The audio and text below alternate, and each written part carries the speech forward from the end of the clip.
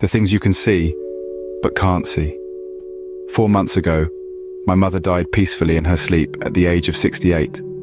I wasn't exactly heartbroken at her unexpected passing. We had been estranged for over 20 years. I hadn't even seen her since I had left home for the last time, bound for college. No phone calls either, just an occasional Christmas card with a brief, impersonal message passed back and forth. My mother had never been a very warm or nurturing presence as I was growing up. Looking back, I think it probably had something to do with her own difficult childhood, as a second-generation Irish immigrant in a large working-class family. There was also her older brother, who had committed suicide when she was only 10. We had never gotten along and had clashed often, especially after I entered adolescence, probably because of our vastly different personalities. Whereas I had been a cocky, irreverent, laid-back teen, she had been hard-working, stern, cold, and often harsh. After graduating college in '06, the first in my family to finish high school, let alone earn a degree, I had moved to the city to pursue a career. I'd never gone back to visit her, not once. As I was her only close living relative, my father died when I was still very young, and I had been an only child. I inherited my mother's home after she died. It was the same house I'd grown up in, and had also been her childhood home, she and my father having bought it from her parents after they got married. I wasn't thrilled about owning the house. I had too many bad memories of it. Also, it was an ugly old place, and always had been. A dilapidated 2-story clapboard, well over 100 years old, in a low-income neighborhood of similar decrepit houses. It had probably been a nice place to live at one time. The area where it stood had originally been one of the more upscale parts of the town where I grew up. But that had been before the Great Depression, and the area had gone into an economic decline long before I was born. Hell, even before my parents were born. I had no interest in keeping the property and intended on selling it. But before I did, I decided to make the long overdue trip back home and take one last look at the place where I had grown up. Not so much out of a sense of nostalgia or familial obligation, I was just curious to see how my mother had spent the last years of her life, and also, I wanted to check the house and see if there was anything I wanted to take with me before it went on the market. My job keeps me pretty busy, so it wasn't until last month, 3 months after her funeral, that I finally found the time to break away and take a few days off.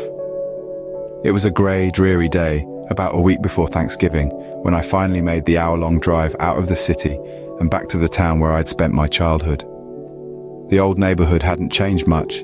It was still as depressing and impoverished as I remembered.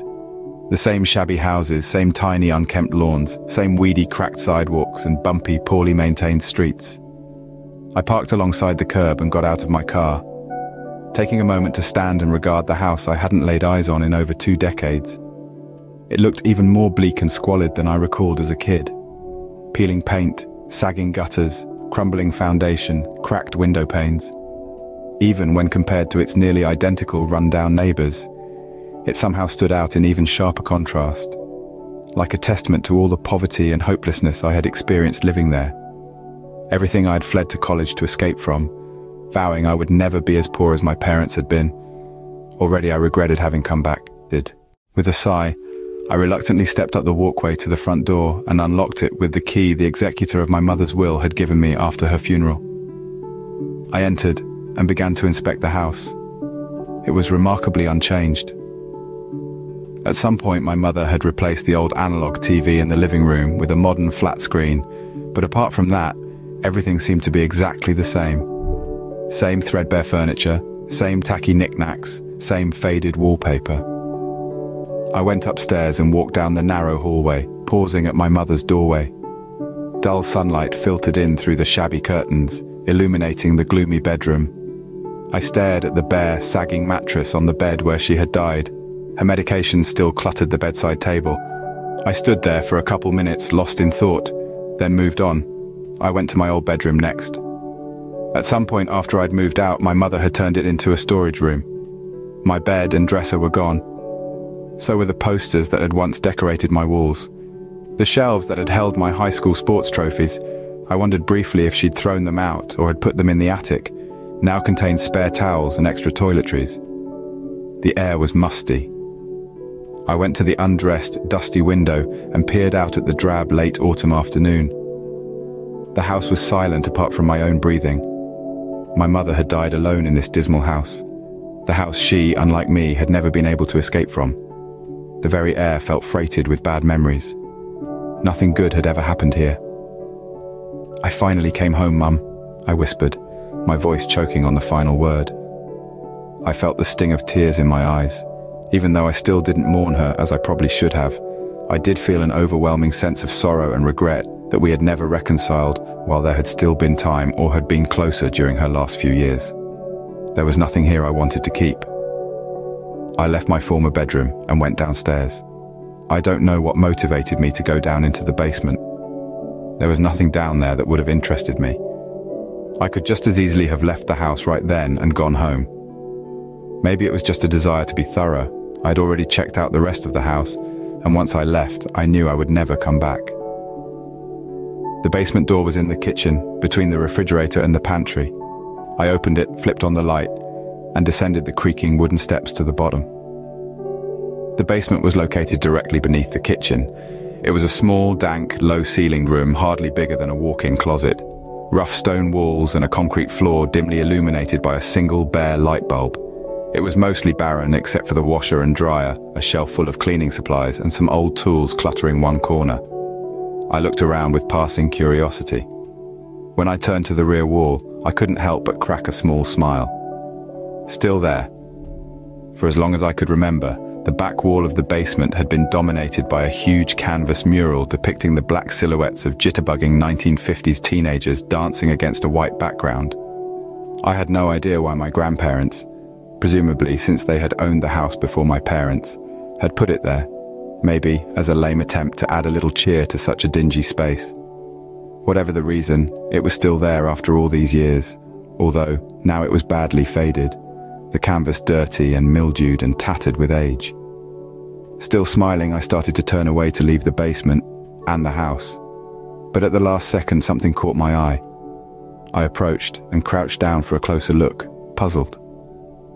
The bottom of the old mural had pulled away from the wall and curled up a few inches over the years, probably due to the dampness of the basement. And what was revealed wasn't bare stone but wood. Intrigued, I grasped the frayed edge of the mural and pulled it up more, the rotted canvas ripping a little, exposing more wood. For a second, I didn't understand what I was seeing. Then it hit me, and I was stunned. It was a door. A secret door hidden behind the old, tasteless mural for God only knew how many years. A dozen questions rushed through my mind upon this discovery, chiefly among them, who had hidden this door? Why was it hidden? And most importantly, what was on the other side of it? In a sudden burst of excitement, I unthinkingly seized the mural and pulled it with all my strength, tearing it completely away from the rear wall of the basement, fully exposing the concealed door. I stood there, transfixed in shock, staring. The door looked ancient. Somehow it appeared even older than the house itself. It was rounded at the top, constructed of thick, heavy slabs of wood bound together with iron bands. There was no knob, just a large iron pull ring. It looked like a door you'd see in a medieval castle. An old, but still relatively modern-looking padlock was fastened to a hasp that secured it to the wall. But what surprised me most of all wasn't so much the door itself, but the large manila envelope that had been stapled to it. And carefully printed in faded letters on the envelope was my own name, and a message in big block letters: "For the love of God, never open this door." I pulled the manila envelope loose and examined it closely. It didn't look like it had been left there any time recently. It seemed to have been there for a long time, years, maybe even decades, maybe since I had been a very young child. I recognized the handwriting as my mother's. There was something inside the envelope. It felt like some kind of document. I looked at the envelope and its ominous warning: "For the love of God, never open this door."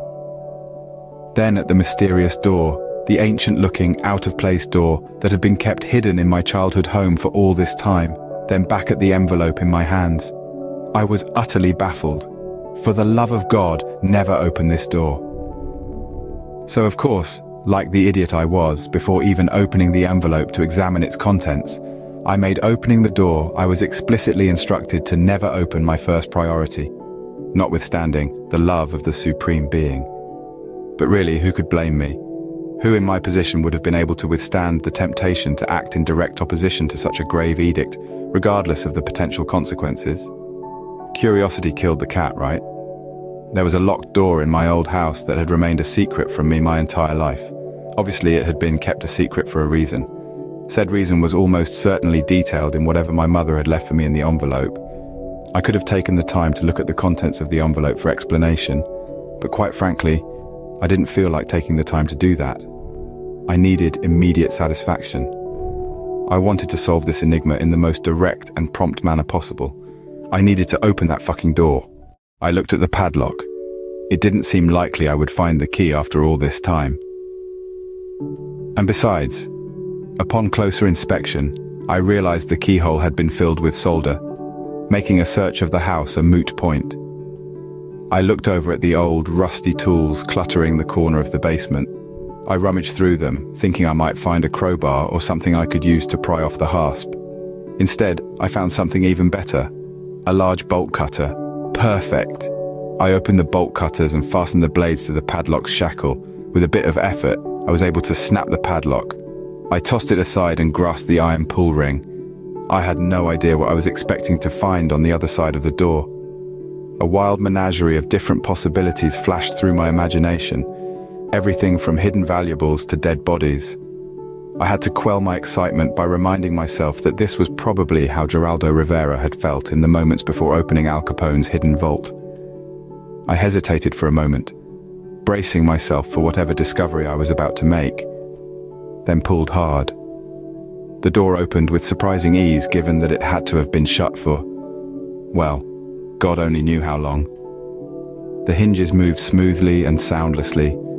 I pulled it all the way open and stared through the doorway at nothing. Nothing but blackness. Utter blackness. I took out my phone, turned on its flashlight, and aimed it into the darkness, but it illuminated nothing. Shit. Thinking the phone's light simply wasn't powerful enough, I rushed back upstairs and frantically searched through the kitchen cabinets and drawers until I found the big 4-cell mag light I remembered from my childhood. A long, heavy flashlight with a powerful beam. I turned it on to test the batteries, saw it worked, then scrambled back into the basement. I shined the light into the doorway and was perplexed. The flashlight's beam didn't reveal anything in the dark space beyond the threshold. It didn't cast a spotlight circle of brightness upon the rear wall of the secret room or disclose anything the room might have contained. The beam of light seemed strangely diffused. The beam didn't seem to penetrate the illimitable blackness, so much as be absorbed by it. It was like aiming a flashlight at the night sky, as if there was nothing solid for the shaft of light to fix upon. I couldn't make sense of it. What I was seeing was impossible. Standing there, contemplating that Stygian abyss, I had the impression that I was looking upon some vast, lightless space of unknown enormous proportion, a space that seemed to illogically defy the physical dimensions of my mother's house. I felt a sudden flood of overwhelming existential dread and horror, something close to madness. I felt as if I was peering through a doorway into the godless black void of non-existence that must stand beyond the furthest reaches of the universe, a place where nothing was or ever had been or would be. It was like looking into the mouth of hell. Robert. For a few seconds I didn't even register the voice, thinking perhaps I had only imagined it. But then it spoke my name again. Robert. It was my mother's voice. I recognized it clearly, even though I hadn't heard it in more than 20 years. My dead mother's voice, whispering my name from the black gulf beyond the doorway. I was galvanized with sudden primal terror, so intense that coherent thought became almost impossible. I began to tremble. I couldn't even breathe. The voice spoke again, faintly, as if speaking from a great distance, but unmistakably my late mother's. And the urgent pleading in it was also unmistakable. Please, Robert, help me. This isn't real, some part of my mind spoke up, trying to maintain its sanity and make logical sense of what was happening. It cannot be real. You're dreaming. Please, Robert, help me, the disembodied voice beseeched, imploring desperately. Help me, it's so cold and dark in here. The voice was trying to coax me through the doorway into the unknown blackness, and with sudden chilling certainty, I understand it was not my mother speaking to me, attempting to lure me to it. Please, Robert. My paralysis snapped. I reached suddenly, compulsively for the door and slammed it shut, blocking out that awful, unnatural darkness. Immediately, the voice fell silent. Gasping, with a sudden rush of panicked adrenaline, I closed the hasp. My eyes darted around the basement. The padlock was ruined, but I found a screwdriver amidst the old tools and inserted it into the hasp, securing the door. Then I ran upstairs, pausing only long enough to grab the still unopened envelope my mother had addressed to me. I fled the house, leaped into my car and drove away, and I haven't returned since. When I got home about an hour later, I was almost back to normal. I spent most of the return journey in a state of shock, driving my car on autopilot, barely aware of my surroundings, until I was only a few miles away from my apartment. Then I had to pull into a gas station as I was struck by a crippling panic attack. I opened my door and thrust my head out just in time to avoid vomiting into my car. Then I just leaned back with my hands over my face, weeping and gasping for 10 minutes, until I had myself more or less back under control. I entered my apartment, shut the door, then sat down on my couch and examined the manila envelope I had found on the hidden basement door. Robert, for the love of God, never open this door. I opened it. It contained a sheaf of musty-smelling handwritten pages. I began to read, and as I read, I began to understand why my mother had kept that door a secret from me all these years, and why she had left me a warning for when I would inevitably discover it. The first page was dated the year I was born.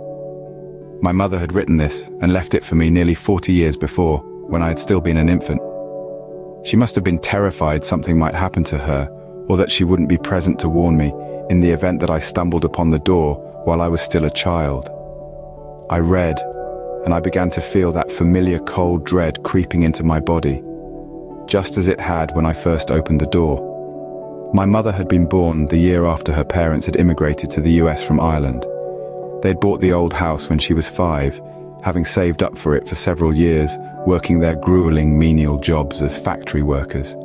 Even then the house had been run down, but it had been cheap, and it was all they could afford, and they had still been grateful to own an actual home of their own, a place they could raise their family instead of the cramped slum apartment they had all been sharing. 3 years passed uneventfully in the house. The terror began when my mother was 8. She and her 10-year-old brother had been the youngest of 5 children, the older 3 already being adults who had joined their parents in the workforce. As a result, when they weren't in school, they were often alone in the house until the rest of the family got home in the evening. This probably sounds like child neglect to you, but bear in mind, this was the early 1960s and times were different then. It was her brother who found the door in the basement. At the time, it had been concealed behind a set of shelves that contained old jars of preserves left behind by the previous owner. It was a chilly, windy day in late fall, during their autumn break from school. They had been playing hide and seek, and he had squeezed into the narrow space between the shelves and the wall, and that was how he had discovered it. When their parents and older siblings got home, he had told them what he had found. Intrigued, their father and her 2 older brothers had removed the shelves, exposing the door. It had been locked with an ancient brass padlock, one of those round railroad locks like you see in old Western films, and didn't look like it had been opened in at least a century. The padlock was so old and corroded that it crumbled to dust when her father gave it a single tug.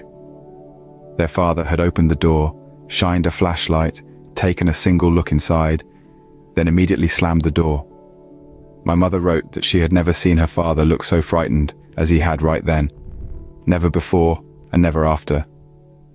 He had sternly told his 5 children to never open that door or ever go near it again. He had refused to answer any questions and had sent them all to bed.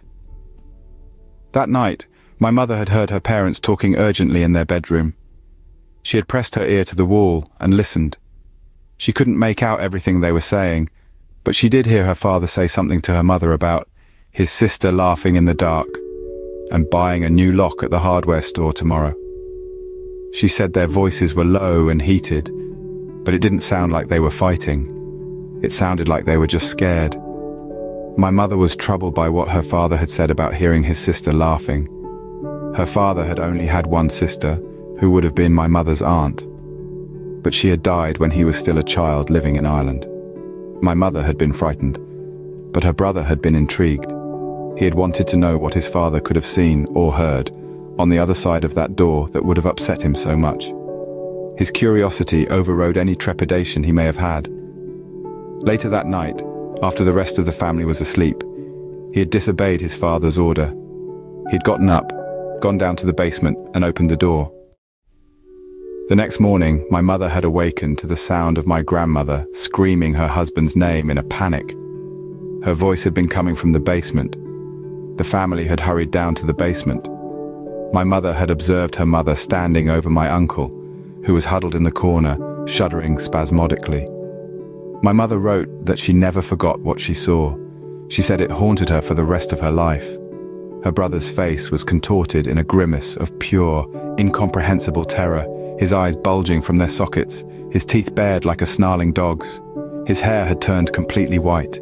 His bulging, unblinking eyes were fixed in a direct line of sight with the secret basement door, which was standing wide open on a rectangular of total blackness. He was alive, but was in a state of full catatonia, unable to speak or move or react to any stimuli. My grandparents had called an ambulance and my uncle was rushed to the hospital. My father immediately bought a new padlock and sealed the basement door. My uncle was put in a mental institution. The doctors thought he would never recover, but miraculously, against all expectations, he eventually did. Although it was over a year before he was functional enough to return home. He was never fully the same after that. He was withdrawn and quiet and morose, prone to emotional outbursts and panic attacks. He had trouble sleeping and often experienced nightmares and night terrors when he did sleep. He refused to answer any questions about what had happened to him that night and would scream in fits of hysteria if prodded. He absolutely refused to set foot in the basement or even go near the door in the kitchen that led down there. He would become violent if anyone tried to make him. His condition gradually deteriorated over the next year. He lost weight and developed dark rings around his eyes from lack of sleep. He became paranoid and jumped at every sound. My grandparents would have sent him to a psychiatrist if they could have, but they simply couldn't afford it. One night, after bedtime, he broke down crying and finally told my mother what had happened that night almost 2 years before. When he opened the door, he had heard a voice speaking to him from the darkness. Not a scary or a threatening voice. It was a friendly voice, a voice he even recognized. "Whose voice?" my mother asked him. "Captain Kangaroo," my uncle had stammered to her, referencing a popular children's television show from the time that he had been fond of. "It was Captain Kangaroo. He spoke to me by name. He told me I could come inside and play with him in the treasure house." He had stepped through the dark doorway into the gulf of the unknown. "What did you see in there?" my mother had anxiously asked him. My uncle had been quiet for several long moments. Tears rolled down his cheeks. My mother could see fear rising in his eyes as he forced the words out. "It wasn't the treasure house. It wasn't Captain Kangaroo in there. He paused to gulp, then choked out, "There are things in there, in the darkness. Things you can see but can't see." My mother had been confused by that statement. Things you can see but can't see. But my uncle hadn't, or perhaps couldn't explain it any better than that. Reading those words, I felt a chill envelop my whole body, as if hundreds of ice cubes were being pressed against my skin. Things you can see but can't see. My uncle told her he had been lost in the darkness with those things, hunted by them, running from them, hiding from them, unable to find the doorway that led back to the basement. "It's bigger in there than you think," he said, "so much bigger. It's endless in there." Until just by blind chance he had stumbled through it, away from that awful, godless blackness. He told her that he probably hadn't been in there more than an hour at most, but time is different inside. It felt like he had been trapped in there for many years, perhaps even centuries. My uncle told my mother that he couldn't stand to live with what he had experienced any longer. He said it felt like some part of him had never left that secret basement room and was still trapped in there. For eternity. He had hugged her and kissed her and told her he was sorry, then had left her room. My mother was bewildered and frightened and confused by what he had meant with his final words. "I'm sorry." That was the last time she ever saw her brother alive. He had taken his father's straight razor from the bathroom and slit his wrists in his bed that same night. My uncle had been 12 years old. She had never told her parents what her brother had told her the night before he killed himself. They were already so overwhelmed with grief and horror she didn't think they could bear it. But they must have suspected his death had something to do with whatever her had experienced in the basement. They had barricaded the door and strictly forbid the rest of their children from ever going down there again. My grandmother had been the only one to enter the basement to do the laundry, and even then, she tried to keep her visits as brief as possible. My grandparents wouldn't allow them to talk about my uncle or his death, and even mentioning his name would cause them to get slapped, as my mother painfully learned early on. They wanted to forget about him and put the whole terrible ordeal behind them. My mother often wondered why her parents hadn't sold the house and moved them somewhere else for a fresh start, why they had continued to live there after what had happened. She assumed it was probably because of their lack of money. But then, years later, when she was a young woman and married my father, her parents, aging and in failing health, asked her if she and her new husband would take the house from them when they died. My mother said that my grandmother didn't so much offer as beg them to live there. My mother couldn't believe her parents would want the house to remain in the family after the loss they had suffered there, but my grandmother had told my mother she couldn't stand the thought of the house falling into someone else's possession, someone who didn't know about the door in the basement, someone who might also have children. Reading that, I suddenly understood everything.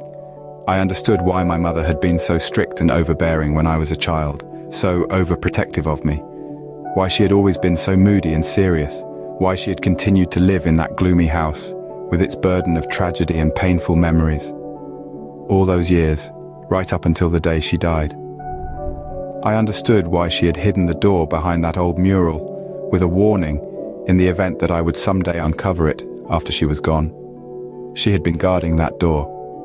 Guarding the door to prevent some other unfortunate, unknowing soul from opening it and being lured into the darkness by a familiar, trusted voice, as her brother had been. I understood something else. I could never sell that house.